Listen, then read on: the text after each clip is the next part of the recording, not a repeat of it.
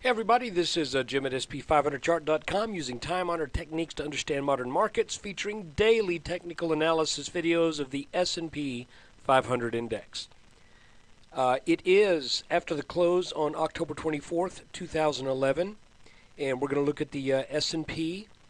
Very interesting day today. I want to remind you before we do it, though, that SP500chart.com and this video are for educational purposes only.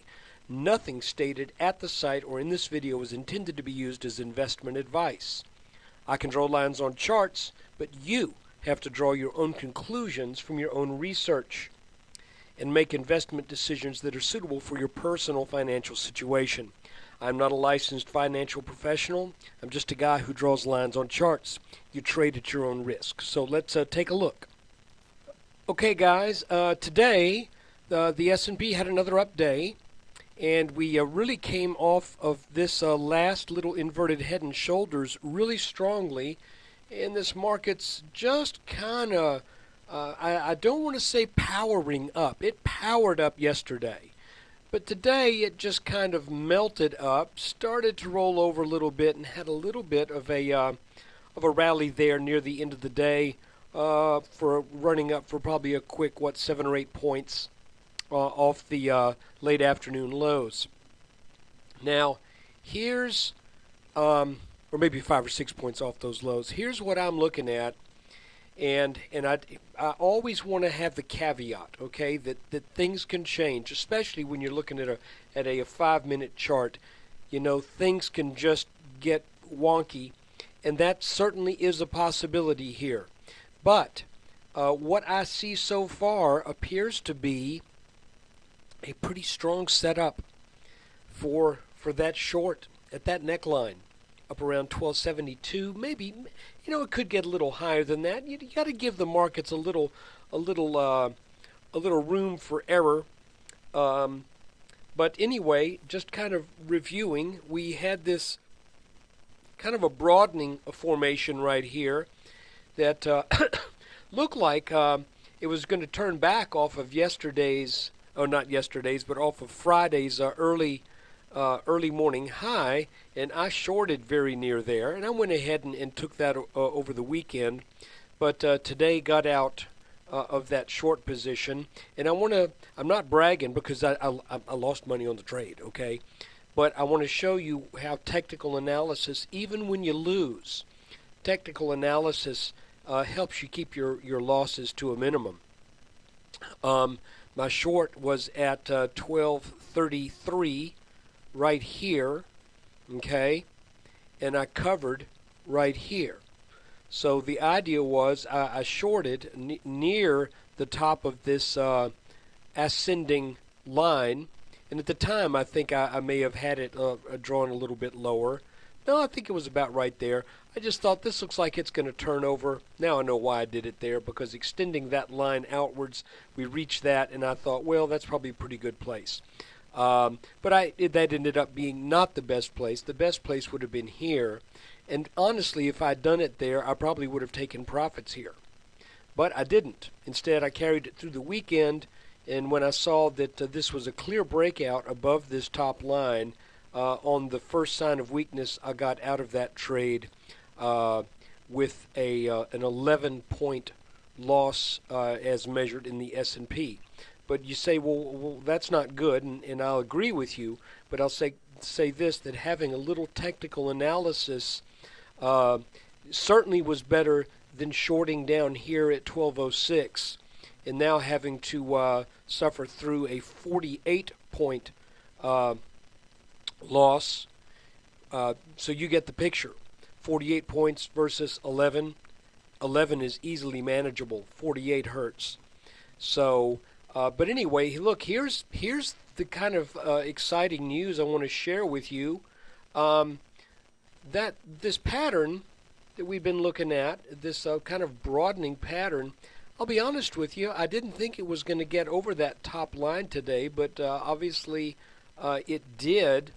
But I think it's doing so in what might be possibly kind of the last throes of enthusiasm it appears to be waning enthusiasm as we get higher into this market. Now, another caveat that has to be mentioned is the fact that everybody is watching Europe. Everybody's watching Germany and France, and how are they going to work out Greece's credit problems, and the market is really kind of beholden to that right now. But I will say this. Just looking at the chart, and that's all I can talk about today because I'm not an expert in international finance. Just looking at the chart, it appears to me that the market wants to run on up to about that 1270-ish area, and when it does so, it looks to me like it's being primed for a fall. And why do I say that? Because we got an ascending wedge that is the pattern that has developed after the breakout from this little inverse head and shoulders down here. The ascending wedge pattern is called a bear wedge. And it's not called a bear wedge because the prices don't go up while it's forming. It's called a bear wedge because the prices tend to fall out of this pattern to the downside. Now you might say, yeah, I thought that these bear wedge patterns usually happen after a leg down. Then you get this wedge kind of as a consolidation of the down move, then another leg down. Well, that is very often where you will find them. But if you look closely, you can also find ascending channels that are wedge-shaped, that you can just tell that eventually the market runs out of steam, the market runs out of enough energy to move from one level to the next, and when that happens, people don't hold because there's nothing in it for them anymore, at least in an ascending wedge. As long as it stays between these two lines until we get up here close to where there's only, about 6 points between the top and the bottom, all of a sudden, what's in it for a bull? I mean, really. You look here, somebody could have bought at 12.12, sold at 12.30 in the 12.30s. That's a nice move. Somebody could have gotten in here at 12.27, sold today at 12.56. That's a nice move. But the guy who bought at the end of the day today, what's he going to be looking at tomorrow? Well, if this pattern holds true, he'll be looking at, well, I bought at the end of the day at 12.50 and I'm getting out at 12.68. That's not too bad. Then the next guy buys in at 12.64 and he can maybe get 7 or 8 points out of it. Then all of a sudden you start getting this overhead resistance from the neckline of this head and shoulders pattern, which I have moved to the closing prices on this gray line.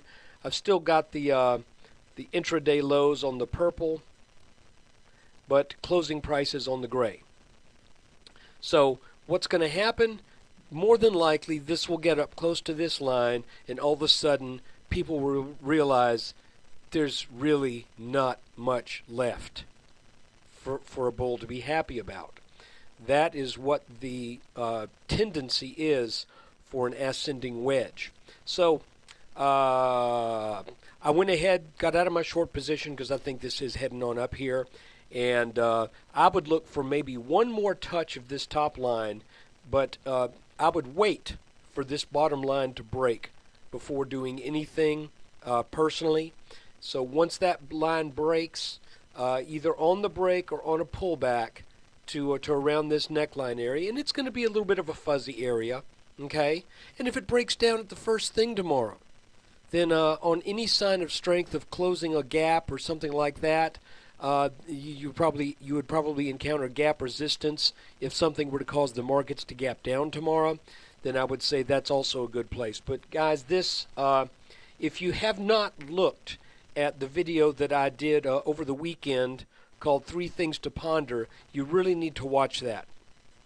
And I want to be careful here because there have been many analysts and prognosticators who have really stuck their neck out and said some very bold things. And I don't want to. I always want to try to be a little bit reserved with these calls because, people's finances it's very important. So please do your own due diligence. Look at all of the fundamental information that you can, and consider your own technical reasoning for what you think may happen. But do look at that video. That's called Three Things to Ponder.